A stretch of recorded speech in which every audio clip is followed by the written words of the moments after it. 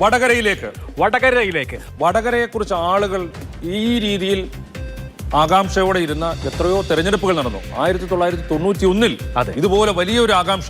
വടകരയിൽ എന്ത് സംഭവിക്കുന്നു, കോലീബി സഖ്യം, അതിനെതിരെ ഇടതുപക്ഷ സ്ഥാനാർത്ഥി, എന്ത് സംഭവിക്കുന്നുവെന്ന് കേരളം മൊത്തം, രാഷ്ട്രീയ കേരളം മൊത്തം കാത്തിരുന്നു എന്ന് പറയുന്ന പോലെയാണ് ഇത്തവണയും വടകരയെക്കുറിച്ച് ഇത്ര വലിയ ആകാംക്ഷ അല്ലെങ്കിൽ ആളുകൾ കാത്തിരിക്കുന്നത്. അവിടെ എന്താണ് സംഭവിക്കുന്നത് എന്നറിയാൻ വേണ്ടി കാത്തിരിക്കുന്നു. വടകരയിലേക്ക് പോകുമ്പോൾ വടകര LDFനെ സംബന്ധിച്ച്, CPMനെ സംബന്ധിച്ച് നമ്മൾ വളരെ കാലത്തെ ചരിത്രം എടുത്തു കഴിഞ്ഞാൽ അതൊരു ഇടത് കോട്ടയായി അറിയപ്പെടുന്ന മണ്ഡലമാണ്. ലോക്സഭാ തെരഞ്ഞെടുപ്പുകളിൽ പൊതുവെ UDFന് ഒരു അപ്പർ ഹാൻഡ് കിട്ടുമ്പോഴും വടകര എപ്പോഴും LDFനെ തുണയ്ക്കാറുണ്ടായിരുന്നു. സോഷ്യലിസ്റ്റുകളുടെയും കമ്മ്യൂണിസ്റ്റുകളുടെയും ഒക്കെ പ്രധാനപ്പെട്ട കേന്ദ്രമായിരുന്നു വടകര.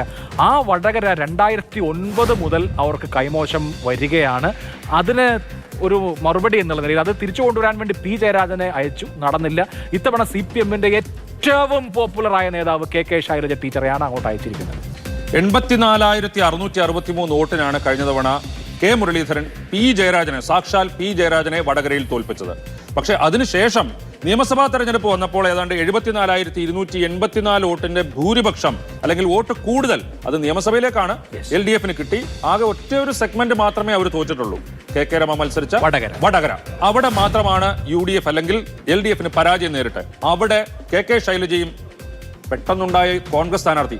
ഞാൻ ഒരു കാര്യം പറയാം, കോൺഗ്രസ് അല്ലെങ്കിൽ UDF അവരുടെ സ്ഥാനാർത്ഥി നിർണയം കൊണ്ട് ഏറ്റവും കൂടുതൽ മെച്ചമുണ്ടാക്കിയ അല്ലെങ്കിൽ വലിയൊരു മത്സരത്തിൻ്റെതായ ഇംപ്രഷൻ ഉണ്ടാക്കിയ ഏറ്റവും നല്ല സ്ഥാനാർത്ഥി നിർണയം നടത്തിയത് UDF. തീർച്ചയായും ഒരു സംശയവുമില്ല. ഷാഫി പറമ്പിൽ വടകര പോലെ ഒരു മണ്ഡലത്തിൽ, വടകരയിൽ നല്ല എവിടെയും ഏറ്റവും പ്രസന്റബിൾ ആയിട്ടുള്ള സ്ഥാനാർത്ഥിയാണ്.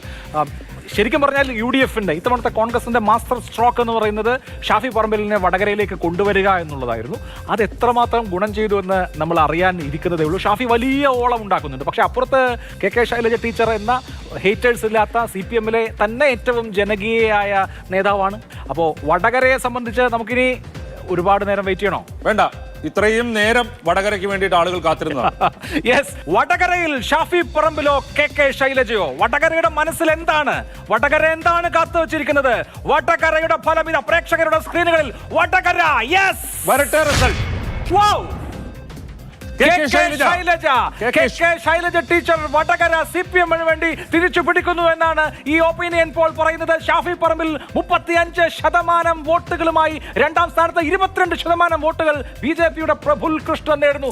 KK ശൈലജയ്ക്കാണ് ഇത്തവണ വടകര എന്നുള്ളതാണ് ഈ ഒപ്പീനിയൻ പോളിലെ ഇതുവരെയുള്ള ഏറ്റവും ഞെട്ടിക്കുന്ന റിസൾട്ട്. ഈ ഫലം അനുസരിച്ച്, ഈ അഭിപ്രായ സർവേ അനുസരിച്ച് ക്ലിയർ എഡ്ജ് KK ശൈലജയ്ക്ക് 6% വ്യത്യാസം. തീർച്ചയായും 41% വോട്ടുകൾ, 41% വോട്ടുകൾ KK ശൈലജ, 35% വോട്ടുകൾ ഷാഫി പറമ്പിൽ, 22% വോട്ടുകൾ പ്രഫുൽ കൃഷ്ണ എന്നുള്ളതാണ് കണക്ക്. നോക്കൂ, ഇവിടെ കഴിഞ്ഞ തവണ P ജയരാജനും 41.8% വോട്ടുകൾ കിട്ടിയിരുന്നു. LDF വോട്ട് ശതമാനം നിലനിർത്തുന്നു. UDFന്റെ 6% നഷ്ടപ്പെടുന്നു. UDFന്റെ വോട്ട് വിഹിതത്തിൽ വലിയ ഇടിവ് ഉണ്ടാവുന്നു എന്ന സൂചന. അതേസമയം LDFന്റെ വോട്ട് വിഹിതം അതുപോലെ തന്നെ നിലനിൽക്കുന്നു. ഇവിടെ ഞാൻ വളരെ വളരെ കോഷ്യസ് ആയ ഒരു കാര്യം പറയുകയാണ്. BJPയുടെ വോട്ട് വിഹിതത്തിൽ വലിയൊരു ജമ്പ് ഈ സർവേ കാണിക്കുന്നുണ്ട്. അത് എത്രമാത്രം യഥാതഥമാണ്, എത്രമാത്രം റിയലിസ്റ്റിക് ആയിട്ടുള്ള ഒരു കാൽക്കുലേഷൻ ആണ് എന്നുള്ള കാര്യത്തിൽ എനിക്ക് സംശയമുണ്ട്. ഇതിനകത്ത് മാർജിൻ ഓഫ് എറർ എന്നുള്ളത് നമ്മൾ കണക്ക് കൂട്ടിയേ പറ്റുള്ളൂ എന്നുള്ളതാണ് എനിക്ക് തോന്നുന്നത്.